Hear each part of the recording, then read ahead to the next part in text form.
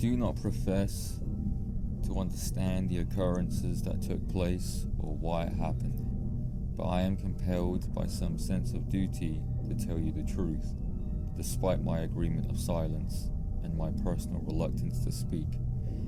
I must present you a story of the strangest fashion, on one peculiar and stormy September 2nd, 20 years ago, a date I distinctly muse on that forever changed me.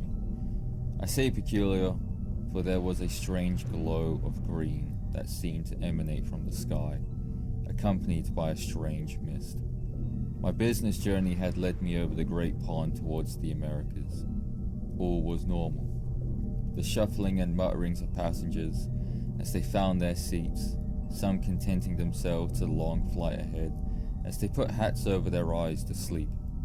I made myself comfortable of the space allotted to me. For a person of my financial and social stature, saved me from the claustrophobic confinements of economy seating. I stretched out my legs and wished away myself to the lesser anxieties of the dream world. However, this proved futile, as outside the green mist had not diffused, and sparked my dreadfully morbid imaginative curiosity. My anxieties for flying were only heightened as it began to rain under the coveting dark clouds that blocked the sun.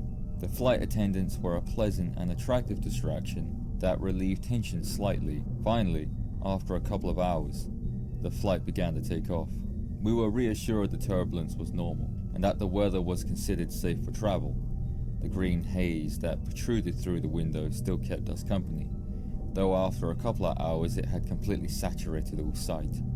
Land was no longer visible. For this I understood we were above the clouds, and surely above the great blue pond by now. All was quiet, and it was apparent even to my elevated anxieties that this shall be just another uneventful journey. At once the green mist began a blinding haze within the cabin. A fog vexed through every compartment. The passengers were perturbed and confused. I could hear their worries in their tones, but I could no longer see them.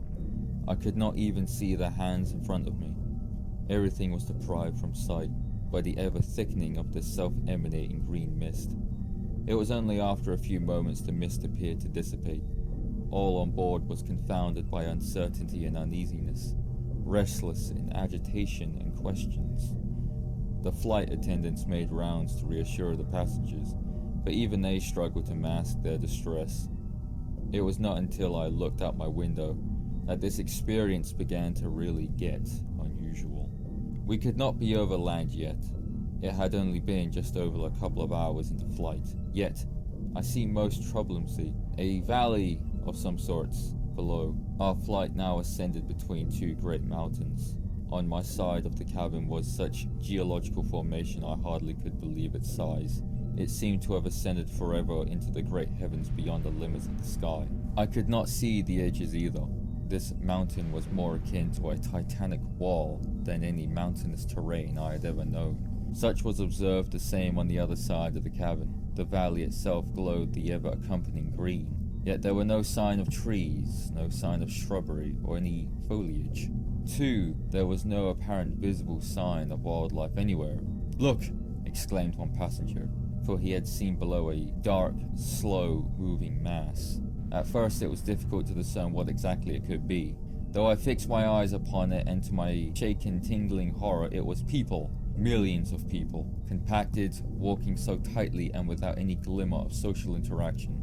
All were silent. All had their faces fixed forward, none giving any attention to us above. All simply just walking. Our flight descended marginally and my vision upon them became clearer. Their faces pale, their eyes motionless, mouths shut within a gentle pace. There were so many one could not see the ground they travelled upon. It was akin to that of ants. A turbulence pervaded through the cabin. Distress and agitation swept through every seat, making its rounds in varying degrees. One of my greatest fears as a child was that of tornadoes. I used to have reoccurring night terrors of them that always ended with screaming whilst clinging onto my bed. My mother used to have great difficulty putting me back to sleep and often ended up sleeping next to her. My childhood terrors were most certainly realized. A whirlwind of incredible might laid before us. A titan exceeding Mother Nature's grand destructive storm spun with immense revolution. At first I feared this was to be my last flight. We continued on a course towards it. This mighty terror did not move, nor did its would-be destructive might make any blemish upon the ground or its surroundings, not so much as a speckle. Within the tornado a green glow shone so bright I could not observe it for too long, a period of time. But what I did notice, the ant-like silent millions walking ever towards it, without trepidation. Those that arrived were carried up to the infinitely high heavens, and that is when it trembled me further, for this was not a storm of wind, but that of people.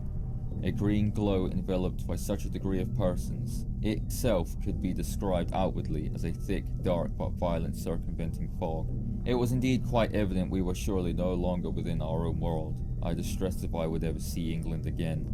Most jovially I tell myself, no business is worth such journeys. I chuckled at the absurdity of the thought and the moment. I laughed. How silly, how ludicrous that one should concern themselves so much towards material matters.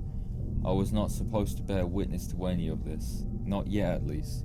This valley was yet to be my business.